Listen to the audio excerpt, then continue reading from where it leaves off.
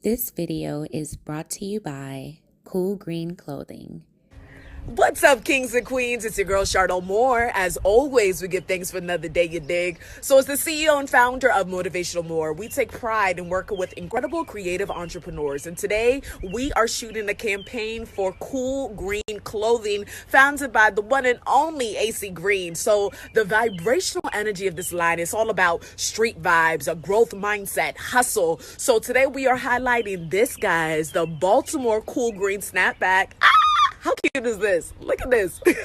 So we're going to have so much fun on the shoot. And I'm telling you, follow Cool Green Clothing. It's so important for us to support our entrepreneurs. There's so much talent in Baltimore. And as a creative entrepreneur myself, I know how hard it is. And I love to see just people going out there and going for their dreams. So let's get it. What's going on, YouTube fam? This your boy Tony 2 times, and we back with another episode of the Baltimore Way, man. Before I start, be sure to like, comment, share. Definitely watch the video to the end to get the full story.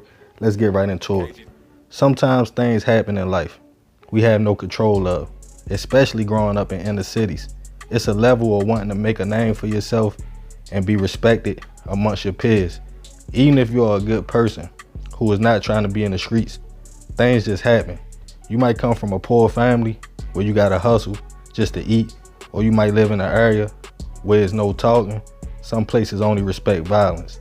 But what happens when a 17-year-old is convicted for a hit at a young age and gets released decades later with nothing but the clothes on their back and state money in their pocket, which is most of the time $50. On this episode of the Baltimore Way, we will be discussing Kurtis Williams and his struggle coming home from prison until a mysterious accident left him gone. According to sources, when Kurtis was released from prison, he had a hard time finding a job and getting back used to being in society. So he decided to go to the Baltimore Sun to tell his story, in which the editor stated, "You never know, someone could hear this and give you a chance." At the time, Kurtis was 35 years old, walked into the newspaper company with a tie and a briefcase, seeming ready to start a new chapter in his life. The editor, who was doing a podcast at the time about ex-felons and how hard it was once released back into society, stated Kurtis was calm and seemed focused, stating he was into graphic design and just wanted a chance before getting into his story. Kurtis was taught, stating he was raised by a single mother in West Baltimore and wasn't a bad kid, but the environment took over, and by age 14, he would start trapping, looking up to the dope boys in the hood.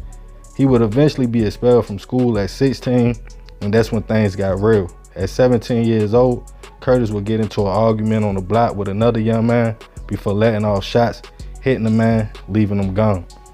Kurtis was charged with second-degree murder and was sentenced to 28 years in prison, in which he served 17 years before being paroled. Kurtis stated, "It's just a Baltimore thing," saying a lot of young boys from poor families end up trapped in a cycle and going to prison, either for trapping or something worse. Kurtis stated, "This is Baltimore City. I'm not the first and I won't be the last to do time for a hit, unfortunately. But that's just the city we live in." He also stated, "Convicted killers need a second chance at life as well. The problem is not too many programs for people coming out of prison with no support system." Kurtis talked and said, "I gotta survive and get money out here and take care of myself. I don't want to be on a corner or rob anybody and create any more victims. I just want to do right my wrongs, and move on in life."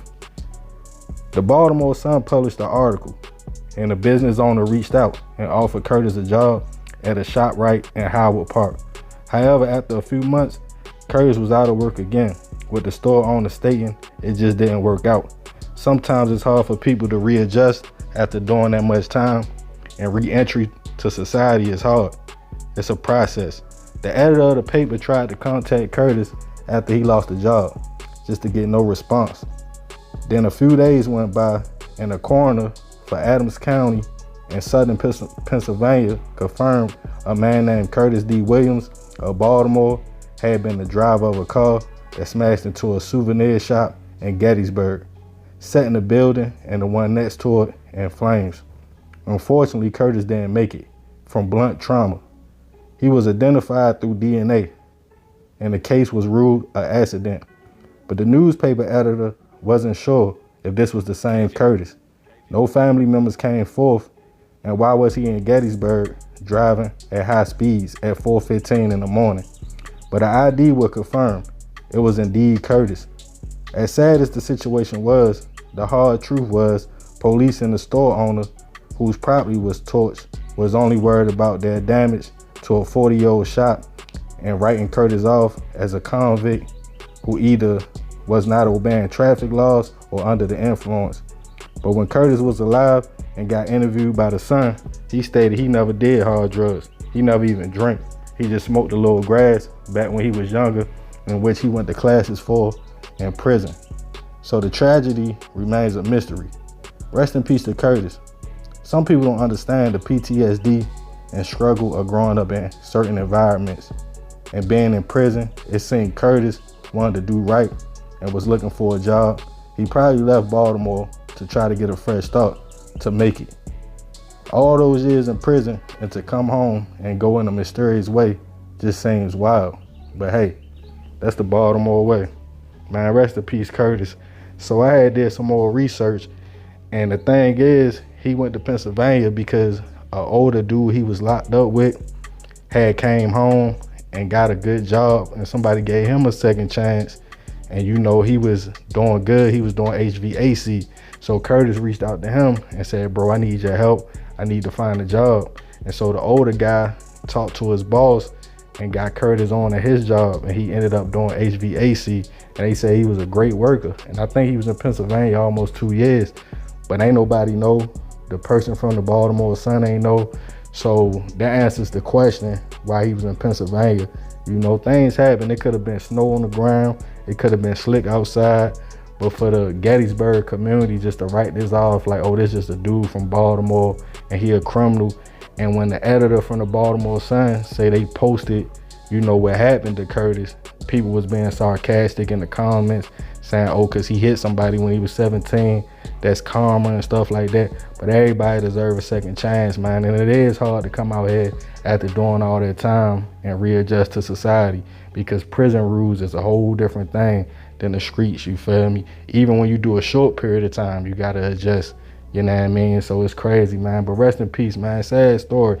Messed up situation, you feel me? Especially when somebody come out here with the right intentions, trying to do right and do the right things, and tragedy strikes like that. But that's just how it be, man. But yeah, rest in peace, Kurtis, man. But y'all already know, man, this is another episode of the Baltimore Way. Let me know what y'all think about this one in the comments. Be sure to hit that like button. This your boy Tony 2 times. Love y'all, fam. I'm out.